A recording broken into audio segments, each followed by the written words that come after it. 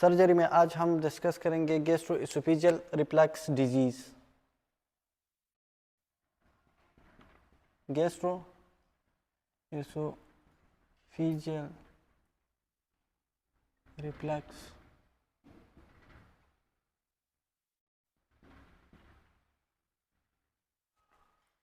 Internal medicine और surgery की ज़्यादातर टॉपिक सेम है, ठीक है। तो इसका शॉर्ट फॉर्म क्या है? जर्ज। अच्छा, ये क्रोनिक डाइजेस्टिव डिसऑर्डर है। क्रोनिक डाइजेस्टिव डिसऑर्डर, क्रोनिक वो होते हैं जो लॉन्ग टर्म से हो। क्रोनिक डाइजेस्टिव डिसऑर्डर, डिसऑर्डर और इन्फेक्शन में क्या फर्क है? जिसके पीछे कोई पैथोजन न हो तो वो डिसऑर्डर है, और इन्फेक्शन वो हो जो जिसके पीछे कोई पैथोजन हो, बैक्टीरिया हो या पैरासाइट हो। अब ये क्रोनिक डाइजेस्टिव डिसऑर्डर है in which gastric acid reflux back into the esophagus।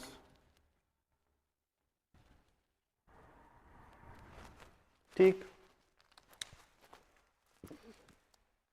इसकी रिस्क फैक्टर क्या है? रिस्क फैक्टर देखो, यहाँ पे हमारे पास ये क्या है? एसोफेगस है और ये स्टमक है। यहाँ पे फिजियोलॉजिकल स्फिंक्टर है। अगर ये लोअर इसोफेजियल स्फिंक्टर वीक हो जाए, लोअर इसोफेजियल स्फिंक्टर वीक हो जाए तो फिर ये एसिड वापस जा सकती है।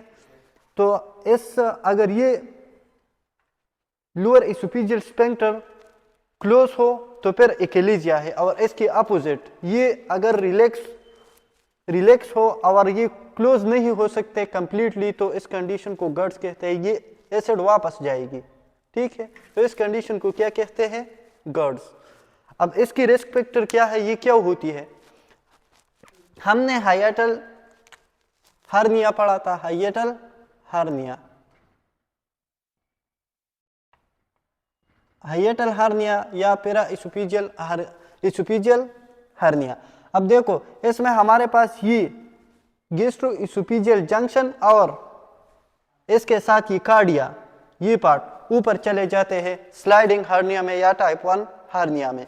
अब अगर ये डायफ्राम के ऊपर चला जाए तो फिर ये स्फिंक्टर रिलैक्स होगी, इसकी डिसफंक्शन होगी, तो इसकी रिस्क फैक्टर हाइएटल हर्निया हो सकती है। तो इसमें लिख ले हाइएटल हर्निया। अच्छा, अगर ओबेसिटी हो तो ओबेसिटी की वजह से ये एब्डोमिनल ओबेसिटी, ये स्फिंक्टर ऊपर पुश करेगी, तो इसकी वजह से ये वीक होगी, कंप्लीटली क्लोज नहीं हो पाएगा, तो इसकी वजह से भी जर्ड हो सकती है।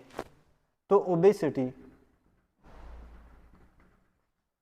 तीसरा जो है प्रेगनेंसी में, तो प्रेगनेंसी में भी ये गैस्ट्रोइसोफेजियल स्फिंक्टर ऊपर पुश करेगा, ठीक है, तो इसकी वजह से भी जर्ड हो सकती है। तो प्रेगनेंसी और स्मोकिंग। स्मोकिंग भी क्या कराता है? ये गैस्ट्रोइसोफेजियल स्फिंक्टर को इरिटेट कर देता है, और इसकी वजह से भी ये रिलैक्स होता है और कंप्लीटली ये क्लोज नहीं हो सकते, तो स्मोकिंग की वजह से भी हो सकती है। अच्छा, मेडिकेशन। कुछ मेडिसिन हमारे पास इस तरह है जिसकी वजह से भी, मिसाल के तौर पर एनसेड, कैल्शियम चैनल ब्लॉकर तो स्मूथ मसल रिलैक्स कर देती है, और कुछ सेडेटिव ड्रग भी इस तरह है जो ये स्मूथ गैस्ट्रोइसोफेजियल जंक्शन को रिलैक्स कर देती है। तो इसमें हमारे पास एनसेड है, कैल्शियम चैनल ब्लॉकर है, सेडेटिव ड्रग है, और अल्कोहल भी ये इरिटेट कर देता है ये लोअर इसोफेजियल स्फिंक्टर, तो इसकी वजह से भी ये हो सकती है, ठीक है। लेकिन इसमें मोस्ट इंपॉर्टेंट जो पहले हम लिखते हैं तो वो इम्पोर्टेंट होते हैं। तो अल्कोहल और फैटी फूड, स्पाइसी फूड की वजह से भी ये इरिटेट होते हैं। स्पाइसी फूड ये इरिटेट कर देते हैं और इसकी वजह से भी GERD हो सकती है। सिंपल है। अब देखो इसके लिए क्लिनिकल फीचर या सिम्टम इसकी क्या होगी।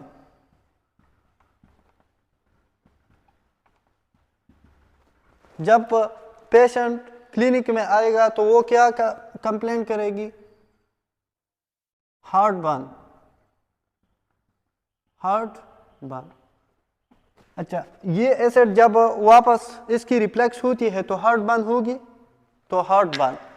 और ये वापस जाता है गैस्ट्रिक एसिड टू रीगर्जिटेशन,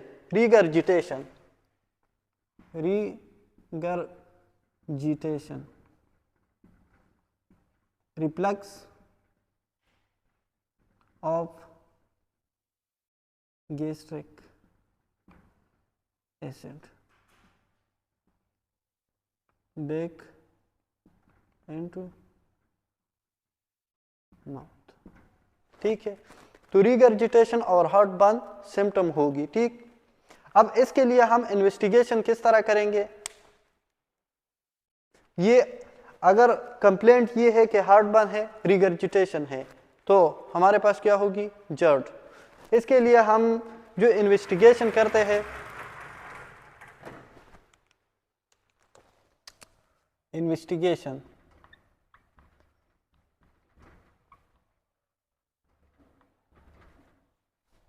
ये हम एंडोस्कोपी से चेक कर सकते हैं। तो अपर GIT एंडोस्कोपी, अपर GIT एंडोस्कोपी,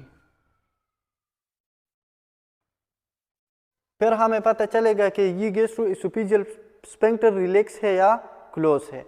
इसका दूसरा अपर GIT एंडोस्कोपी को हम क्या कहते हैं, इस पे हम एसोफेगस देखते हैं, एसोफेगो, और स्टमक तो गैस्ट्रो, और ड्यूडेनम डिनोस्कोपी। ठीक है, दूसरा इसके लिए हम क्या कर सकते हैं, मैनोमेट्री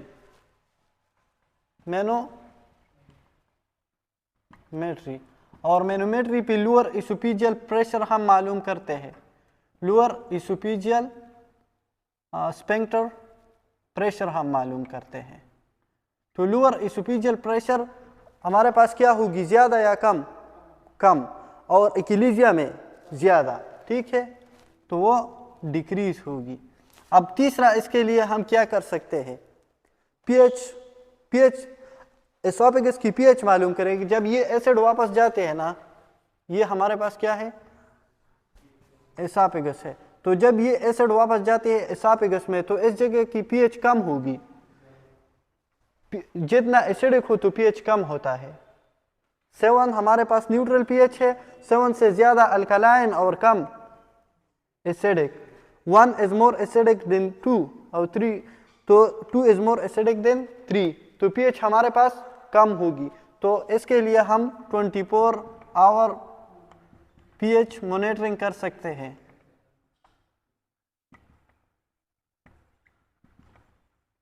और ये क्या, किस चीज के लिए, acid exposure of oesophagus,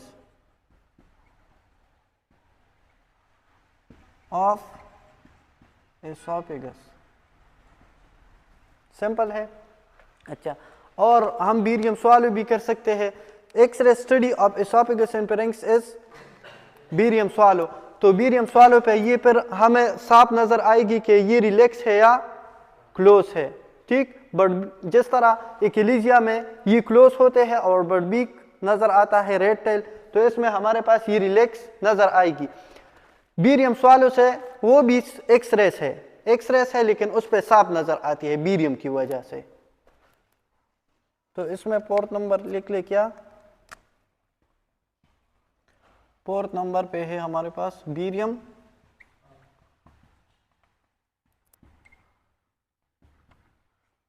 swallow में हम बेरियम सस्पेंशन देते हैं। तो बेरियम सस्पेंशन जब एसोफेगस में जाएगी तो यहाँ पे इसकी एब्जॉर्प्शन होगी, और ये बेरियम सॉल्व इसको विजुअलाइज बना देते हैं, एक्सरे पे फिर साफ नजर आएगी। अब इसके लिए हम ट्रीटमेंट किस तरह फिर करेंगे? ये तो इन्वेस्टिगेशन हो गई, हमें पता चला कि ये गर्ड्स है, तो फिर हम क्या करेंगे इसके लिए ट्रीटमेंट? पहले तो हम proton pump inhibitor is best. Proton pump inhibitor ये हमारे पास हाइड्रोजन को और पोटेशियम की पंप को इनहिबिट कर देता है, तो इसकी एग्जांपल कौन सी है? ओमेप्राजोल। और ये ओमेप्राजोल, लेंसोप्राजोल, जितने भी प्राजोल लास्ट में जो प्राजोल आते हैं तो वो क्या होगी? स्टमक के लिए पीपीआई है।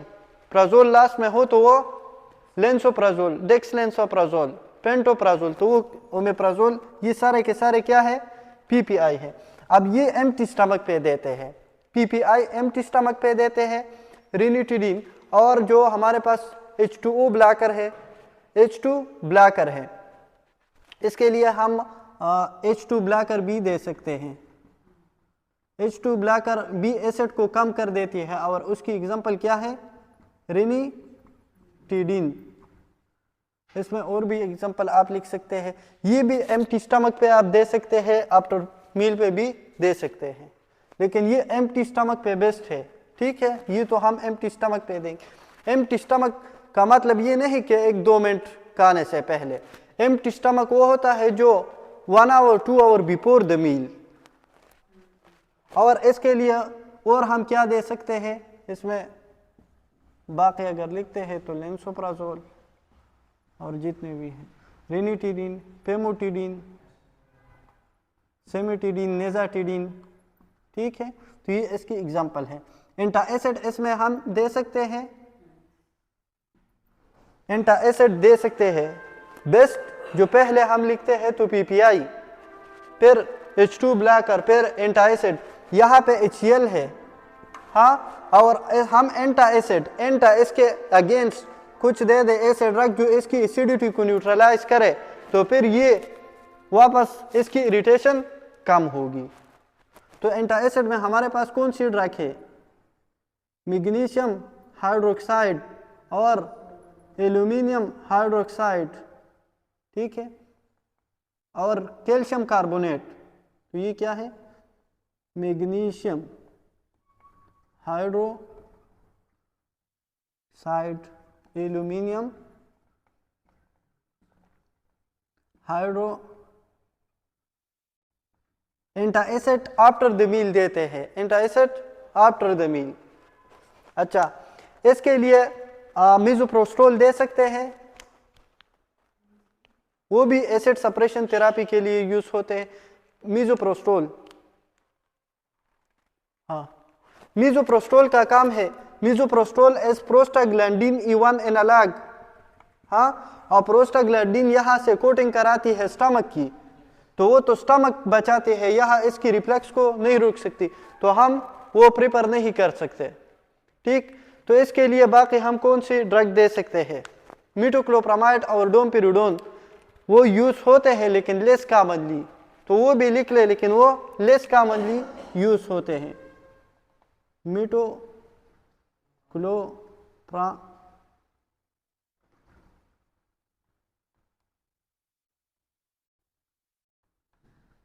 डोमपिरिडोन, तो ये यूज होते हैं लेस कॉमनली। इसका काम क्या है? ये इस लोअर एसोफेजियल स्फिंक्टर को क्लोज कर देती है, इसको टोन को इंक्रीज कर देती है। ठीक, तो अब ये पीपीआई हम दे सकते हैं, H2 ब्लॉकर, एंटासिड। अगर ये काम न करे तो फिर इसके लिए हम सर्जरी करते हैं।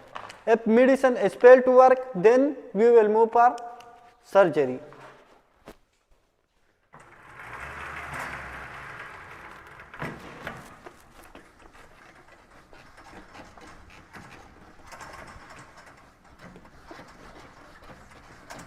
सर्जरी हम तब करेंगे हर कंडीशन में जब मेडिसिन काम नहीं करते।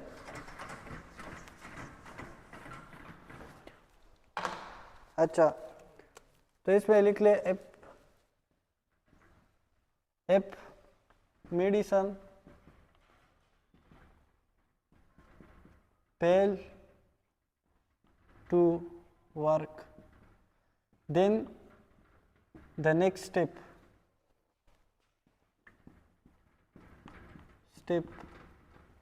is, इस सर्जरी का नाम बताया जो हम गैस्ट्रोएसोफेजियल स्फिंक्टर को जिस पे क्लोज कर देते हैं, तो इसके लिए कौन सी सर्जरी करते हैं? Nissen fundoplication, Nissen पंडोप्लिकेशन।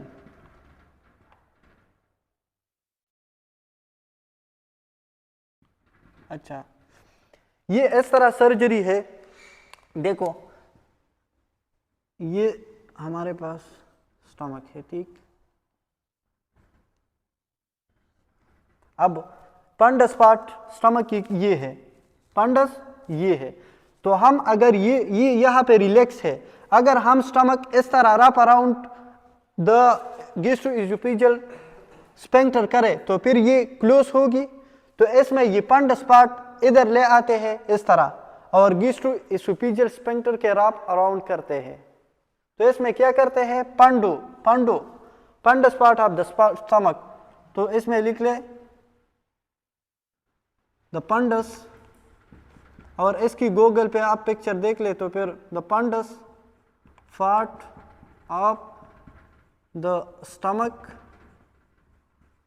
Is wrapped around the gastro-oesophageal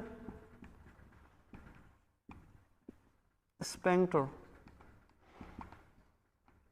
simple है। ये पंडस पार्ट इस तरह कर देते हैं, इसको देखो, तो फिर इसमें हम इस तरह ये करते हैं, इसके इर्द गिर्द ये पंडस पार्ट, तो फिर ये गैस्ट्रोएसोफेजियल स्फिंक्टर जो है वो क्लोज होगी, ठीक। तो फिर गर्ड्स नहीं होगी। दूसरा, इसके लिए हम ये गैस्ट्रोएसोफेजियल स्फिंक्टर के बाहर एक मैग्नेट लगाता है जो ये क्लोज करते हैं। हाँ, उसका नाम क्या है? लिंक्स।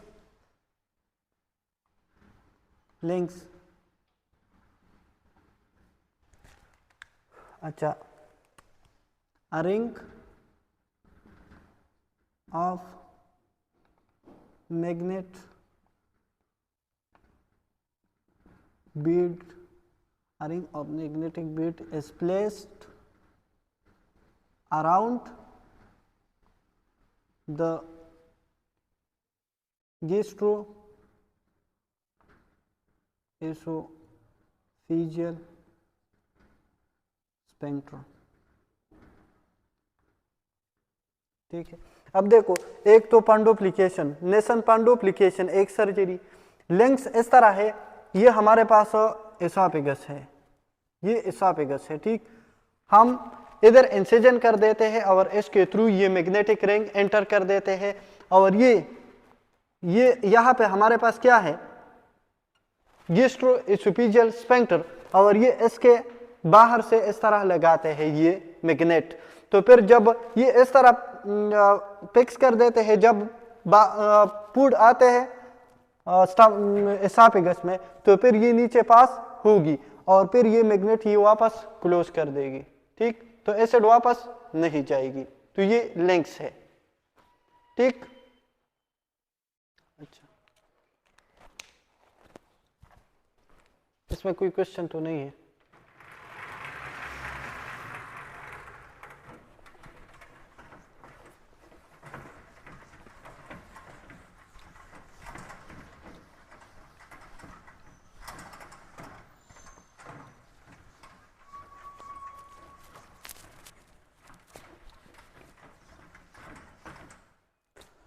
दूसरा जो टॉपिक है वो है acute gastritis. What is gastritis? Inflammation of stomach mucosa. अगर वो लॉन्ग टर्म से हो तो क्रॉनिक, और अगर सडनली हो जाए तो एक्यूट। तो सडन इन्फ्लेमेशन ऑफ gastric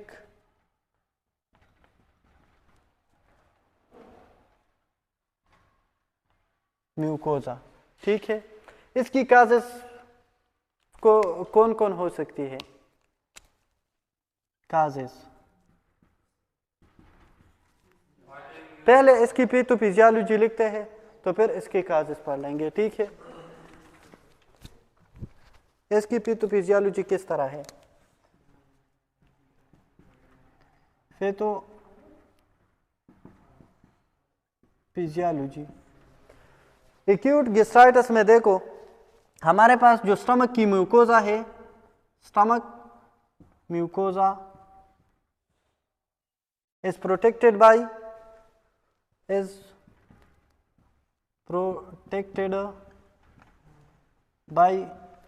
ये स्टमक की म्यूकोजा किसने प्रोटेक्ट किया है? प्रोस्टाग्लैंडिन, दूसरा और तीसरा म्यूकस। तो म्यूकस, प्रोस्टाग्लैंडिन, अच्छा, और इसके साथ साथ म्यूकस बाइकार्बोनेट। ये म्यूकस प्रोटेक्टिव कोट प्रोवाइड कर देती है, जिसकी वजह से HCl या ये इसको प्रोटेक्शन देती है। प्रोस्टाग्लैंडिन भी प्रोटेक्शन देती है और बाइकार्बोनेट बेस है, तो ये भी HCl से प्रोटेक्शन देती है। प्रोस्टाग्लैंडिन अगर कोई लॉन्ग टर्म से अर्थराइटिस, जोड़ों की दर्द के लिए जो इंसेड लेते हैं, तो इंसेड का काम क्या है? प्रोस्टाग्लैंडिन कम कर देते हैं। प्रोस्टाग्लैंडिन की वजह से क्या होती है? पेन। जब हम पेन किलर देते हैं ना इंसेड, तो वो कॉक्स एंजाइम को इनहिबिट कर देती है, तो फिर प्रोस्टाग्लैंडिन नहीं बनेगी। तो प्रोस्टाग्लैंडिन नहीं बनेगी, तो इसका मतलब है स्टमक में भी प्रोस्टाग्लैंडिन नहीं बनेगी। अगर हम यहाँ पे प्रोस्टाग्लैंडिन ब्लॉक करें तो फिर दर्द नहीं होगी, लेकिन ये स्टमक में भी प्रोस्टाग्लैंडिन कम होगी। तो जो 1 साल 2 साल के लिए जो जोड़ों की दर्द के लिए दवा ये इंसेड यूज करते हैं, तो फिर इसके स्टमक में अल्सर होगी। ठीक, तो व्हाट इज द बेस्ट इंसेड पार? अगर किसी को स्टमक का भी मसला हो और जोड़ों का अर्थराइटिस है लॉन्ग टर्म के लिए, तो फिर कौन सी इंसेड बेस्ट है? सिलिकोक्सेब। सिलिकोक्सेब सिर्फ कॉक्स-2 को इनहिबिट कर देता है, और बाकी जो इंसेड है वो कॉक्स-1 और कॉक्स-2 दोनों को। तो ये हमारे पास प्रोटेक्टिव डिफेंस है। if these defense are destroyed,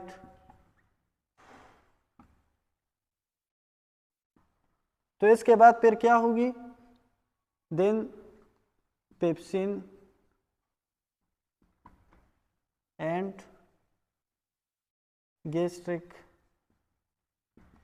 acid will injure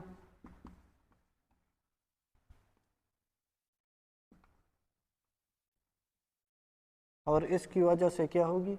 inflammation of stomach mucosa, और इस कंडीशन को कहते हैं गैस्ट्राइटिस। ठीक, तो ये इस तरह होते हैं। ये अगर ये डिफेंस म्यूकस कम है, प्रोस्टाग्लैंडिन कम है या बाइकार्बोनेट कम है, तो फिर ये डिफेंस सिस्टम कमजोर होगी, तो ये गैस्ट्रिक एसिड और पेप्सिन फिर ये म्यूकोजा को डैमेज करेगी, और इसकी वजह से इन्फ्लेमेशन होगी, और ये गैस्ट्राइटिस करा सकता है। अब इसकी काजेस क्या है?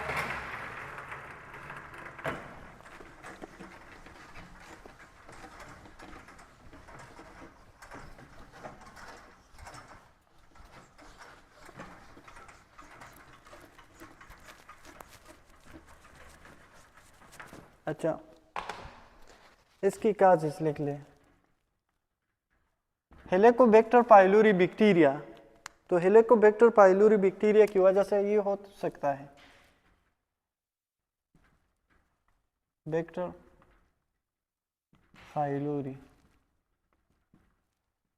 बैक्टीरिया ये inflammation of the gastric mucosa कराता है। एनसेड का काम क्या है? मैकेनिज्म किस तरह है कि ये प्रोस्टाग्लैंडिन कम कर देते हैं, प्रोस्टाग्लैंडिन कम हो तो डिफेंस जो सिस्टम है वो कमज़ोर होगी और इसकी वजह से इन्फ्लेमेशन होगी। तो इंसेड हम प्रोस्टाग्लैंडिन कम कर देते हैं और मीज़ोप्रोस्टोल जो ड्रग है वो प्रोस्टाग्लैंडिन के इनलाक है, तो वो हम दे सकते हैं, लेकिन मीज़ोप्रोस्टोल जो है वो कंट्रा इंडिकेटेड है in the last semester of the pregnancy, वो एबॉर्शन कराता है, वो ऑक्सीटोसिन जैसे वो लेबर कंट्रैक्शन को इंक्रीज कर देते हैं। अच्छा, इसमें तीसरा जो है इंसेट की वजह से हो सकती है और अल्कोहल, डायरेक्टली इरिटेट म्यूकोजा, और इसमें लिख ले इंसेड डिक्रीज प्रोस्टाग्लैंडिन, और इसकी वजह से क्या होगी, गैस्ट्राइटिस। ठीक है, अब हम इसके लिए इन्वेस्टिगेशन क्या करेंगे? अगर ज़्यादातर ये एच पाइलोरी बैक्टीरिया की वजह से होती है तो ये इम्पोर्टेंट है टेस्ट फॉर एच पाइलोरी। इसके पहले सिम्टम लिख ले तो बाद में सिम्टम क्या होगी, पेन कहाँ पे होगी, इपिगेस्ट्रम, हाइपोगेस्ट्रम या मीजोगेस्ट्रम? एपिगेस्ट्रम। पोरगट की पार्ट है stomach to एपिगेस्ट्रम pen, EP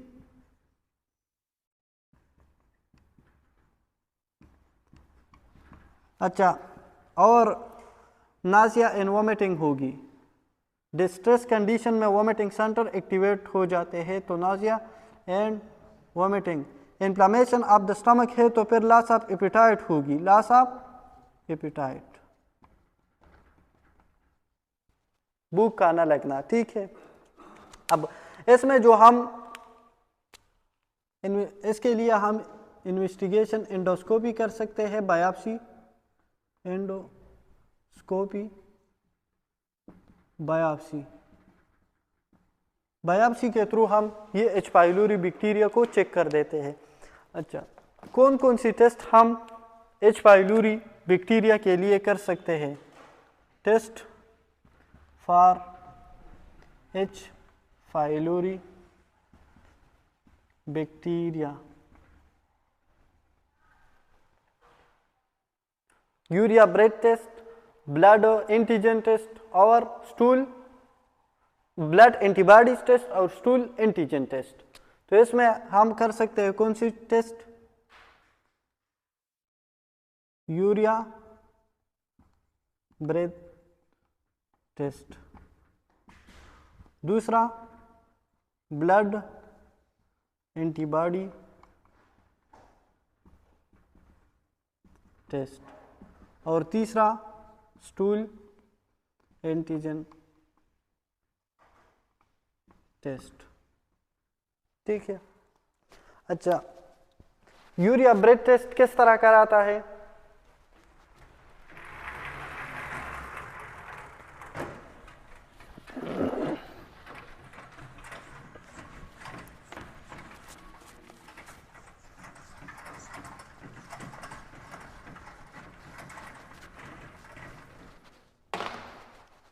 urea breath test, और ये इंपॉर्टेंट है। ठीक है,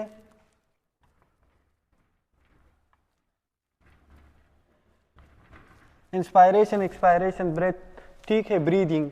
अब यूरिया, इसमें हम पेशेंट को यूरिया देते हैं, यूरिया पेशेंट को क्या देते हैं? यूरिया।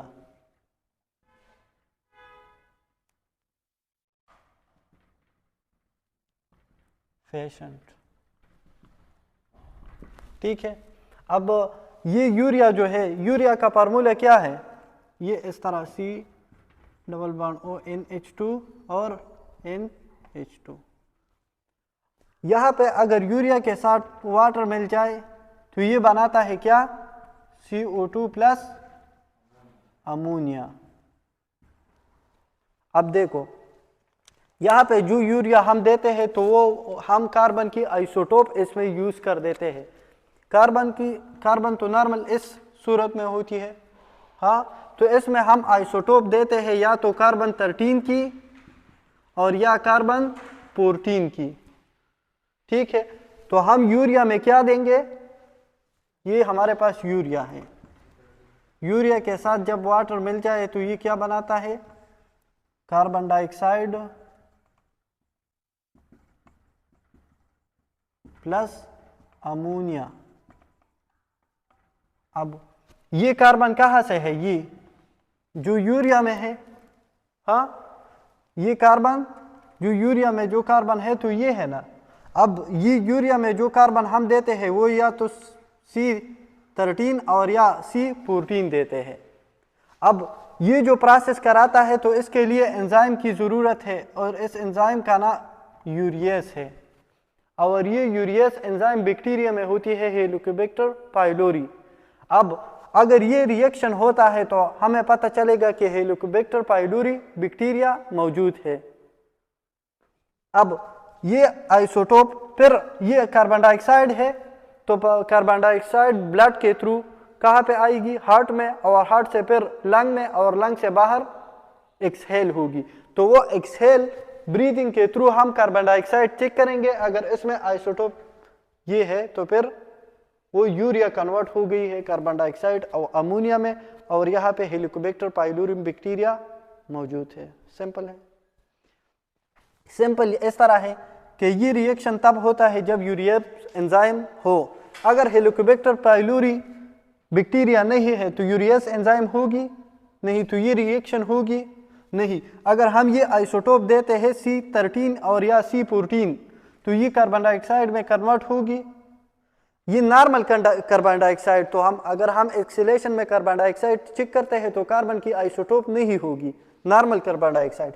अगर C13 और 14 एक्सेलेशन में है तो इसका मतलब है जो हमने यूरिया दिया था आइसोटोप की, तो वो यूरियस एंजाइम उस पर काम किया है और वो कार्बन डाइऑक्साइड और अमोनिया में कन्वर्ट किया है। ठीक है, तो ये है यूरिया, यूरिया देते हैं और फिर कार्बन डाइऑक्साइड हम ब्रीदिंग में चेक कर देते हैं। अच्छा, दूसरा जो है वो blood antibodies test, blood antibodies test. अच्छा, जब बैक्टीरिया बॉडी में आ जाए तो इसके खिलाफ एंटीबॉडीज बनते हैं, तो फिर अगर H पाइलोरी बैक्टीरिया के खिलाफ एंटीबॉडीज बनी है तो हमें पता चलेगा कि हेलिकोबैक्टर पाइलोरी बैक्टीरिया है। To detect antibody against H pylori. ठीक है, तो ये किस चीज में, ब्लड में हम एंटीबॉडी चेक करते हैं। अगर एंटीबॉडीज है तो फिर हमें पता चलेगा कि ये क्या है। एंटीबॉडी कौन बनाता है, बी सेल।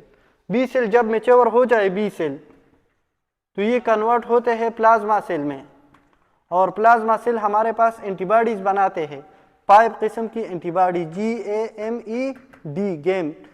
तो जी क्रॉनिक इन्फेक्शन में होती है, जितनी भी बॉडी की सिक्रीशन है तो इसमें एंटीबॉडीज ए है, और M एक्यूट इन्फेक्शन में। पहले जो एंटीबॉडीज एक्यूट इन्फेक्शन में होती है तो वो IgM है, क्रॉनिक में IgG, ए बॉडी की सिक्रीशन सलाइवा, ब्रेस्ट मिल्क, तो इसमें क्या है IgA, और E एलर्जी में कम, और D का फंक्शन अभी तक अननोन है। अच्छा, हाँ क्या,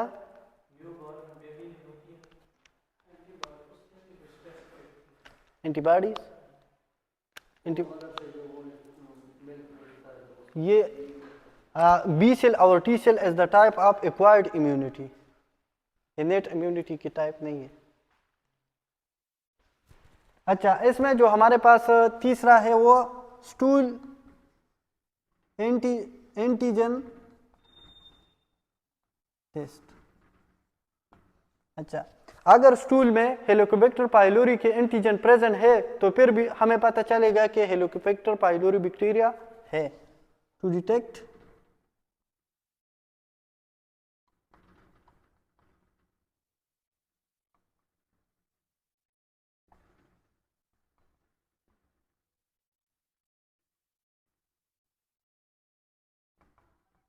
तो ये टेस्ट हम H. pylori बैक्टीरिया के लिए कर सकते हैं। इसमें जो मोस्ट एक्यूरेट है, तो ये most accurate and non invasive. Non invasive का मतलब अगर हम बायोप्सी लेते हैं, बायोप्सी तो उसमें हम इंसिजन कर देते हैं, ये नॉन इन्वेजिव, ये तो नॉन इन्वेजिव है। सिर्फ हम लिक्विड यूरिया देते हैं गिव टू द पेशेंट, और इसके बाद हम चेक करते हैं कार्बन डाइऑक्साइड की आइसोटोप। सिंपल है। अगर इसमें कार्बन डाइऑक्साइड की आइसोटोप हमारे पास कौन सी है, C13 और C14 जो हमने दिया है, अगर वो है तो इसका मतलब है हेलिकोबैक्टर पाइलोरी बैक्टीरिया है। और इसमें या ब्लड में हम एंटीबॉडी चेक कर देते हैं to detect antibody against H. pylori, और या स्टूल में हम चेक करते हैं एंटीजन, अगर एंटीजन इसमें मौजूद है तो फिर हेलिकोबैक्टर पाइलोरी होगी।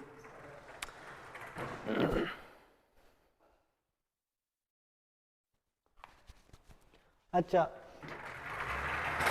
तो एक्यूट गैस्ट्राइटिस की ट्रीटमेंट हम किस तरह करेंगे?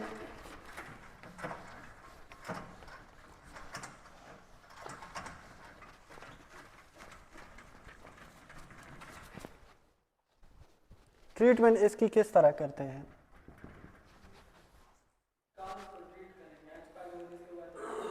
हाँ, कास्ट ट्रीट करेंगे, और इसके साथ साथ पहले तो हम PPI देंगे ना, हाँ PPI देंगे, H2 blocker,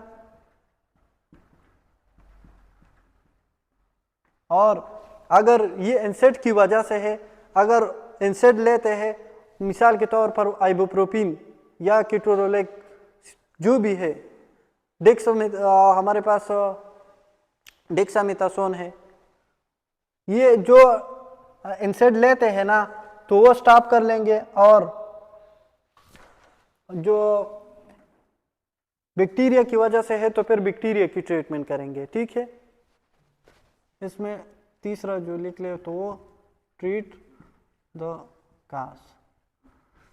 H. pylori bacteria के लिए ट्रिपल थेरेपी करते हैं। H. pylori बैक्टीरिया की ट्रीटमेंट किस तरह कराते हैं? H. pylori ट्रीटमेंट,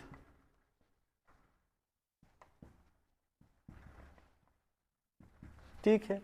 तो H. pylori ट्रीटमेंट के लिए ये ट्रिक याद रखें, H. pylori क्योर एंटीबायोटिक, ए पार अमॉक्सिसिलिन, अमॉक्सिसिलिन जो इमैक्सेल नाम से आते हैं, C पार क्लेरेथ्रोमाइसिन, और P पार PPI। तो कितने ड्रग हो गए? ये भी बीडी में देते हैं, बीडी, और ये भी बीडी, और ये भी बीडी, सुबह और शाम। ठीक है, अब देखो इसमें P पार PPI, C पार क्लेरेथ्रोमाइसिन, एजेथ्रोमाइसिन, एरेथ्रोमाइसिन, एजमेक्रोलाइड, और ये प्रोटीन पेप्टीज इनहिबिटर है। ठीक है, ये एक 30S इनहिबिटर है, एक 50S, तो ये 50S इनहिबिटर है। हमारे पास जो पहले जनरेशन था वो एरेथ्रो था, फिर क्लेरेथ्रो था, और इसके बाद एजेथ्रो। जो न्यू रेस्पिरेटरी ट्रैक इन्फेक्शन हो तो इसके लिए मैक्रोलेट बेस्ट है।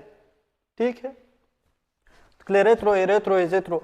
अच्छा, इमॉक्सिसिलिन हमारे पास क्या है? पेनिसिलिन है। अगर कोई पेनिसिलिन तो एलर्जी कराता है, अगर पेनिसिलिन से एलर्जी है तो फिर इसकी जगह हम क्या देंगे? पेनिसिलिन। ये इसमें कितने ड्रग है? तो इसका नाम है ट्रिपल थेरेपी। ठीक है, अच्छा, और इसमें हम पेनिसिलिन एलर्जिक,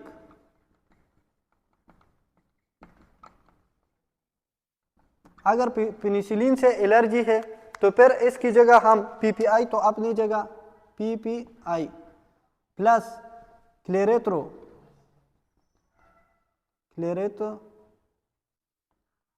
क्लेरेथ्रोमाइसिन प्लस इमॉक्सिसिलिन की जगह फिर हम metronidazole, brand name of metronidazole is Flagyl. अब मेट्रोनिडाजोल रिएक्टिव ऑक्सीजन को रिलीज कर देती है और वो बैक्टीरिया को किल कर देती है, पैरासाइट को भी किल कर सकती है। तो मेट्रोनिडाजोल इज द एक्सेप्शनल, वो हम पैरासाइट के खिलाफ भी दे सकते हैं, प्रोटोजोआ के लिए भी दे सकते हैं और बैक्टीरिया के लिए प्लेजल दे सकते हैं। ठीक है, अब क्लेरेथ्रोमाइसिन तो हमने बताया, पीपीआई में ओमेप्राजोल, लेंसोप्राजोल दे सकते हैं। तो ये अगर एलर्जिक है एमॉक्सिसिलिन से तो मेट्रोनिडाजोल देंगे। अगर इससे ठीक नहीं हुआ तो फिर क्वाड्रपल थेरापी करेंगे।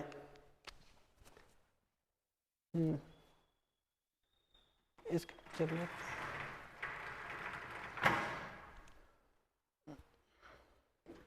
ये भी बीडी में देते हैं। ठीक है,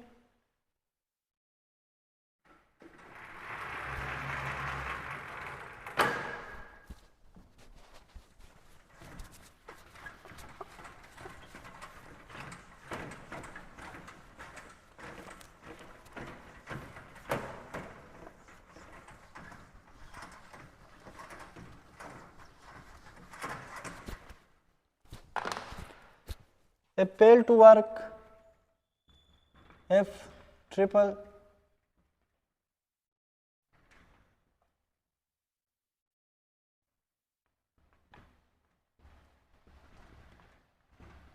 fail, then move to quadruple therapy।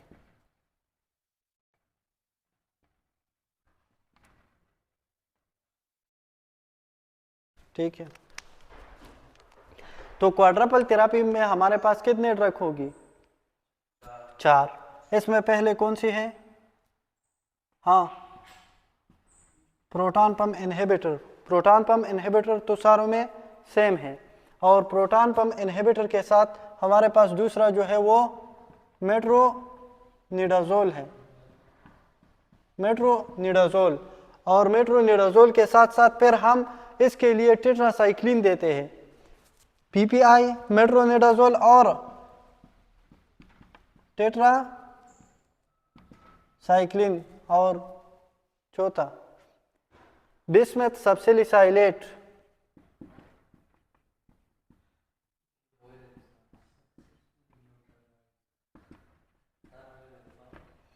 अच्छा, टेट्रासाइक्लिन क्या है? टेट्रासाइक्लिन किस तरह, मैकेनिज्म ऑफ एक्शन इसकी किस तरह है?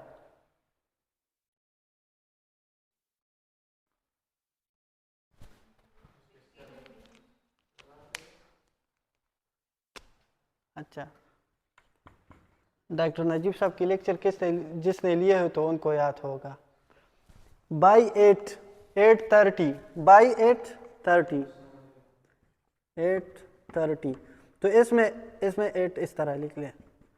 ए पर अमाइनो ग्लाइकोसाइड और टी पर टेट्रासाइक्लिन, तो ये 30 को इनहिबिट कर देते हैं। टेट्रासाइक्लिन, डॉक्सीसाइक्लिन, मोनोसाइक्लिन वो टेट्रासाइक्लिन की एग्जांपल है। और बिस्मथ सब्सिलिसाइलेट हम कल पढ़ेंगे जब इसकी ट्रीटमेंट हो, तो फिर आपको पता हो कि क्या है। तो पीपीआई, मेट्रोनिडाजोल, टेट्रासाइक्लिन और बिस्मथ सब्सिलिसाइलेट, फिर इसके साथ इसकी ट्रीटमेंट होगी। अच्छा, अगर हम ये ट्रीट न करें टाइम पे तो फिर इसके की वजह से क्या मसले हो सकते हैं? अच्छा, एक बात, अगर हम जड़ को, गढ़ है या जड़ है, मैंने तो गढ़ याद किया। अब अगर गढ़ हम ट्रीट न करें तो फिर इसकी कॉम्प्लिकेशन क्या होगी? एक बेरेट एसोफेगस, बेरेट,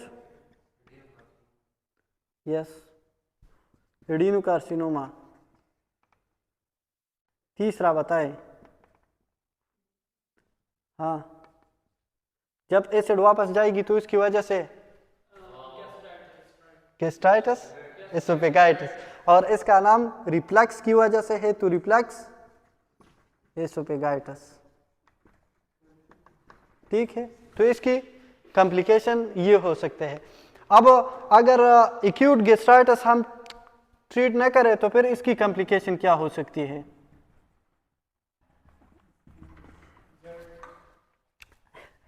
इसकी क्रॉनिक गैस्ट्राइटिस, फिर ये मसला लॉन्ग टर्म के लिए होगी तो क्रॉनिक गैस्ट्राइटिस। अब क्रॉनिक गैस्ट्राइटिस क्या है, तो इसको देख, इसकी पिक्चर ले लें।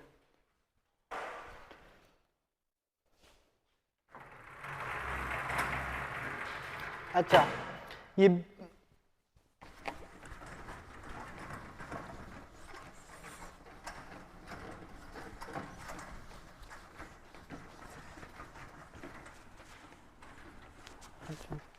ज़्यादातर लोगों को क्रॉनिक गैस्ट्राइटिस होती है।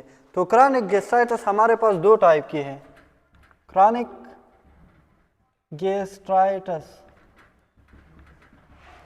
एक है type 1, type a chronic gastritis,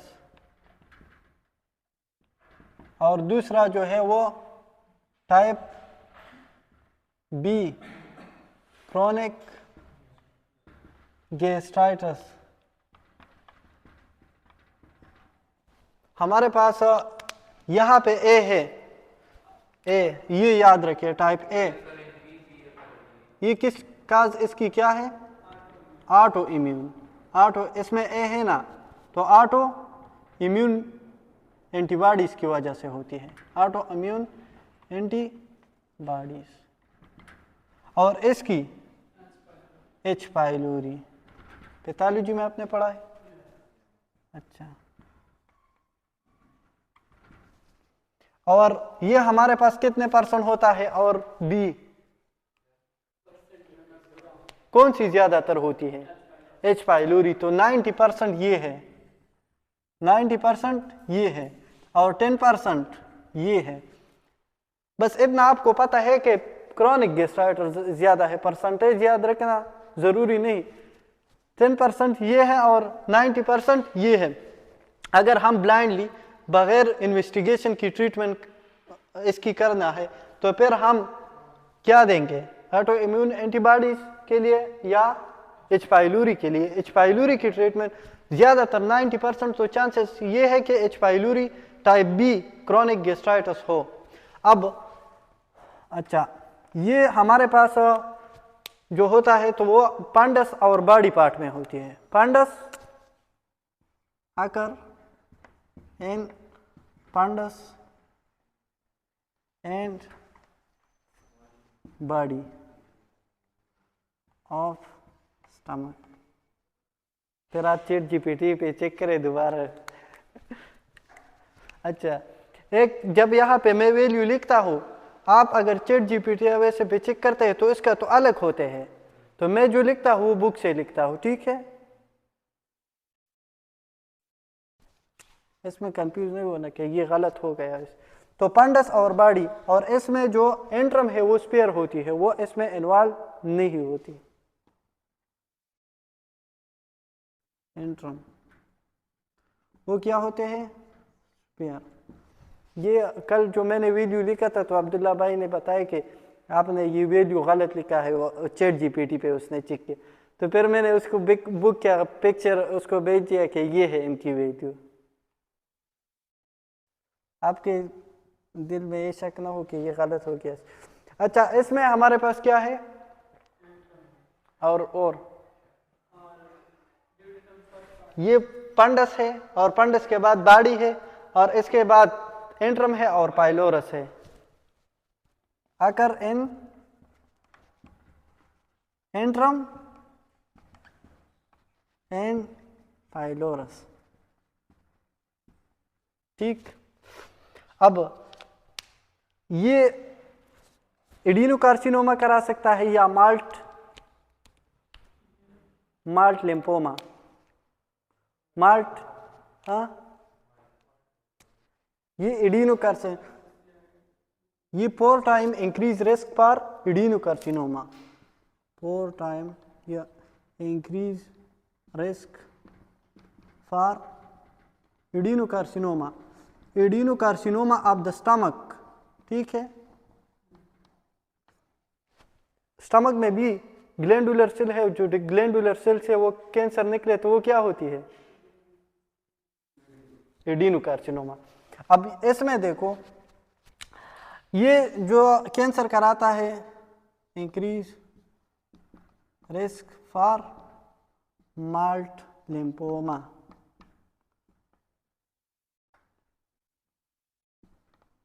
malt lymphoma क्या है? अच्छा, इसमें म्यूकोजल एसोसिएटेड लिम्फाइड टिश्यू, तो लिख ले इसमें म्यूकोजल एसोसिएटेड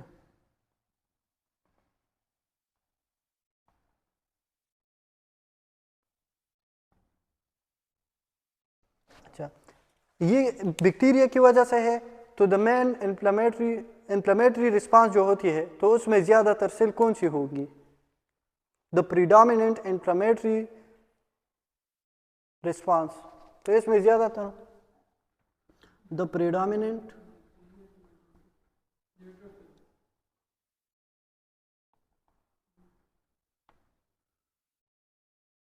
इन्फ्लेमेटरी, वो हमारे पास टी सेल होंगी। टी सेल बैक्टीरिया को किल कर देती है और इसके खिलाफ जो H. पाइलोरी की एंटीबॉडी भी बनाएगी, तो वो प्लाज्मा सेल, तो वो टी सेल है और प्लाज्मा सेल है। T cell and plasma cell. Plasma cell क्या बनाते हैं? एंटीबॉडीज।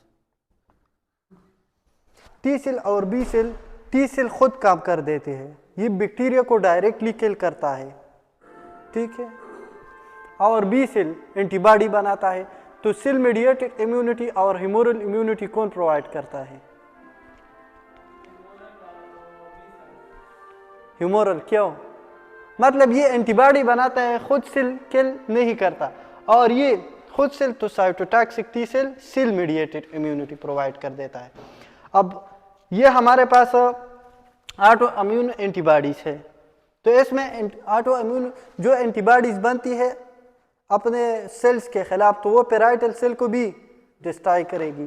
तो इसमें लिख ले, अच्छा इसके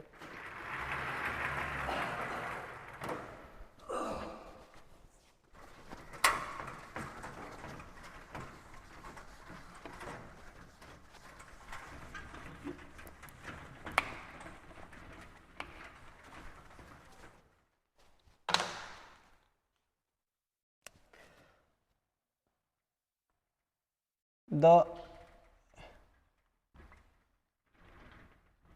autoimmune antibody will destroy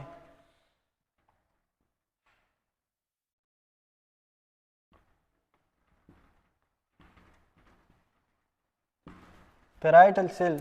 तो फिर इंट्रिंसिक फैक्टर कम हो गया ज़्यादा, तो फिर क्रॉनिक गैस्ट्राइटिस किस चीज़ की वजह से है? तो फिर HCl भी कम होगी। हाँ, तो फिर क्रॉनिक गैस्ट्राइटिस क्या है? ये HCl की वजह से तो गैस्ट्राइटिस नहीं है, ठीक है, ऑटो इसकी जो सेल इरिटेट कर देती है तो उसकी वजह से गैस्ट्राइटिस है। तो पेराइटल सेल की वजह से decrease of intrinsic factor,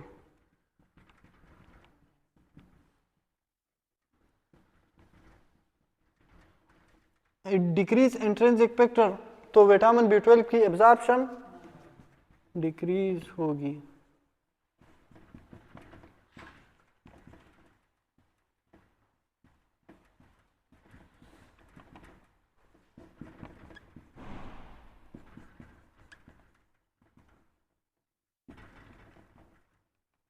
terminal ileum से विटामिन B12 की एब्जॉर्प्शन कम, विटामिन B12 की एब्जॉर्प्शन कम, तो इसकी वजह से क्या होगी? B12 deficiency, vitamin B12 deficiency.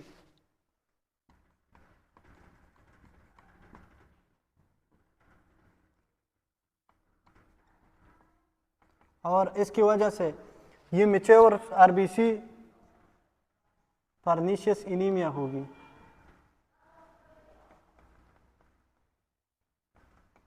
ठीक है, विटामिन B12 तो आरबीसी को मैच्योर कर देती है। तो ये आरबीसी हमारे पास इस तरह है, आरबीसी इमैच्योर। इसको मैच्योर करने के लिए विटामिन B12, विटामिन B9 चाहिए। अच्छा, इसको अगर विटामिन B12 की वजह से है तो इसको फिर हम क्या कहेंगे? नहीं, इस कंडीशन में अगर पैराइटल सेल की डिस्ट्रक्शन की वजह से हो तो फिर pernicious anaemia, cobalamin deficiency anaemia और फोलिक एसिड डिफिशियंसी एनीमिया। ठीक है, विटामिन B12 की कमी की वजह से हो तो विटामिन B12 डिफिशियंसी या कोबालामिन डिफिशियंसी एनीमिया, और B9 की वजह से हो तो फोलिक एसिड डिफिशियंसी एनीमिया। अच्छा, तो आरबीसी को मैच्योर करने के लिए इस फॉर्म बाई कनकेव शेप के लिए ये चाहिए, तो ये बाई कनकेव आरबीसी है। अब ये स्मॉल ब्लड वेसल से इजीली पास हो सकते हैं, ये इजीली पास नहीं हो सकते। तो जब ये स्प्लीन के छोटे छोटे वेसल में जाएगी तो वहाँ पे स्टक होगी, और जब वहाँ पे स्टक हो जाए तो फिर इसकी डिग्रेडेशन होगी, तो फिर ये आरबीसी क्या होगी? आरबीसी की ब्रेक डाउन होगी, आरबीसी ब्रेक डाउन। और आरबीसी की जब ब्रेक डाउन हो जाए तो हीमोग्लोबिन भी कम होगी, और हीमोग्लोबिन की कमी को क्या कहते हैं? एनीमिया। और ये एनीमिया क्या है? Pernicious anaemia.